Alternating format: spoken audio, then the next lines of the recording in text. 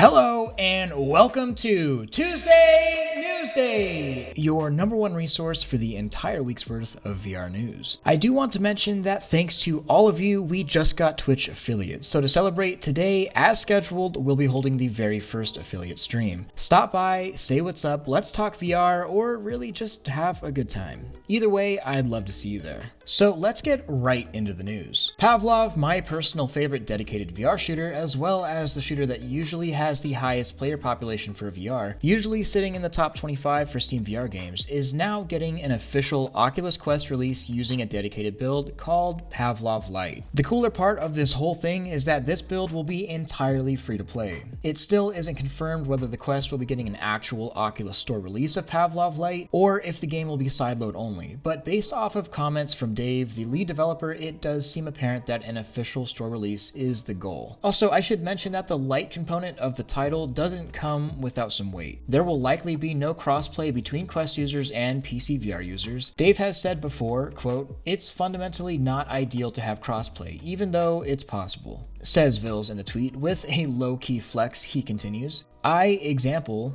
index players at 144 Hz have a huge advantage over Quest players who would play at 72 Hz, end quote. Which makes sense, I suppose. Cross-platform play still isn't completely out of the picture for the future, but for the time being, multiplayer will be Quest exclusive if that's the platform that you're on. I get the fairness thing, but whenever you have a ton of players using a Rift S at 80 Hz, I don't see how the specific remark of 72 Hz makes much sense. I'd rather have the whole population of players with the larger group. It'd definitely make the entire multiplayer experience better for everyone. Of course, I'm not a developer and I haven't touched Pavlov, so there are likely other technical hurdles that I have no idea about that would make crossplay less than optimal. Also, a point to notice with the Quest Lite version is that you will not have access to the Steam Workshop or other player-created content, of course, since you're obviously not using Steam or a similar platform. Quote, "There won't be Quest Workshop or similar. We're planning to add plenty of original content," end quote. So it appears as though Dave will be taking a look at maps that worked well in Pavlov, as well as the community-made maps, and his team will be creating original Pavlov content. Hopefully these new maps are made available on all platforms, because as much as I love the community maps, dedicated dev-created maps should be better optimized and run better. I mean, it doesn't mean that the maps will be better by his team. It's kind of hard to beat a low-poly Dust 2, to be honest, in terms of gameplay and performance. But regardless, having a fully supported version of Pavlov coming to the Quest is really just a great move for the developers and owners of Quest worldwide. It's a great game, I've sunk plenty of time into it, and the official Quest release date is December 18th, 2019. And yeah, did I mention that it's free? Good news for everyone that has been patiently waiting for a good VR game to release. Asgards Wrath has seemed to quench some of that thirst. The game has been receiving critical acclaim. Really, people have just been loving it, as have I. I really haven't spent nearly as much time as I wanted to at this point, but the story, set piece, RPG elements really just all hit a good tune for me. Asgards Wrath has received 89 out of 100 points on Metacritic, which is pretty darn good.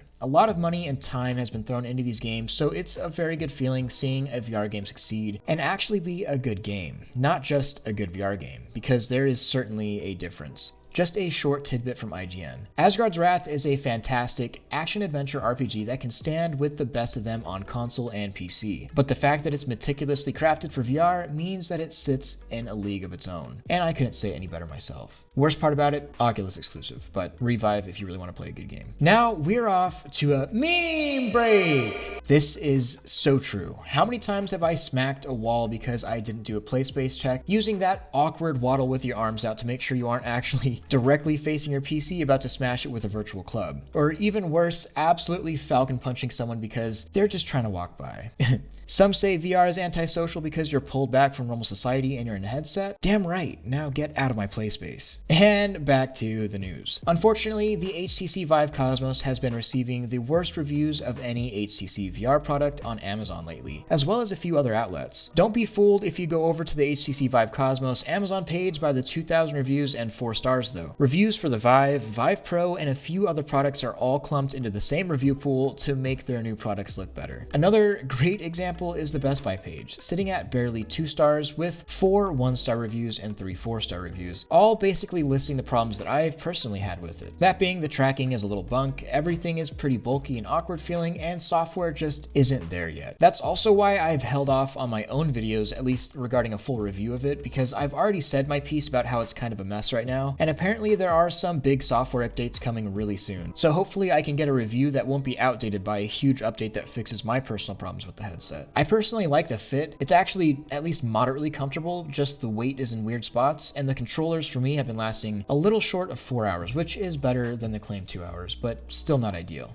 BlueGames, the guys behind Beat Saber, put out an interesting Twitter poll asking their community about whether or not they wanted a super hot collaboration at some point. Of course, the response was overly positive. It makes sense. Superhot and Beat Saber are two of the most widely recognized and beloved VR games out there. Obviously, this could just be a lunch meme break over at Beat Games, but it also could be our very first hint at a very cool collaboration. I can already imagine shattering glass tiles to some trippy audio warp music. Also, I should mention that Borderlands 2 VR is officially live on Steam. I haven't gotten to check it out personally yet, but I certainly will be. The news popped up literally as I'm making this video, so yeah, it's live on Steam and available for $50. A little more than I'd like to pay for an older port, but technically I guess there's endless content, just no multiplayer, which is a shame. And the Doctor Who VR game, titled Doctor Who: The Edge of Time, now has an official November release date. So hold up, don't be turned off by the title or franchise. I personally don't like, nor have I liked Doctor Who historically. I've watched a few episodes, but I've never been a diehard fan by any means. However, I do gotta say that this new game looks really sweet, and I'll be trying it out either way, even if it's just a cool VR game.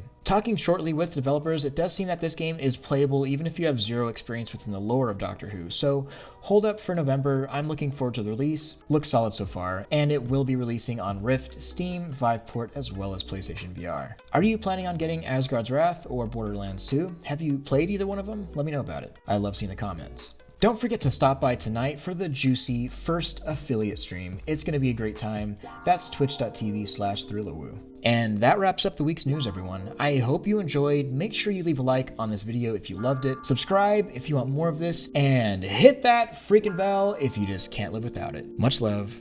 Thrill out. Came up out the womb of man with everything that you demand. You could say I had a plan way before I had a fan. Some would probably call it luck. I just call it being blessed. You ain't never did the work, but you wanna be the best. Lately I could never stress, never better yet. Might have had a thing for you, she know I'm the better bet. I digress, I let it rest, go and get another check.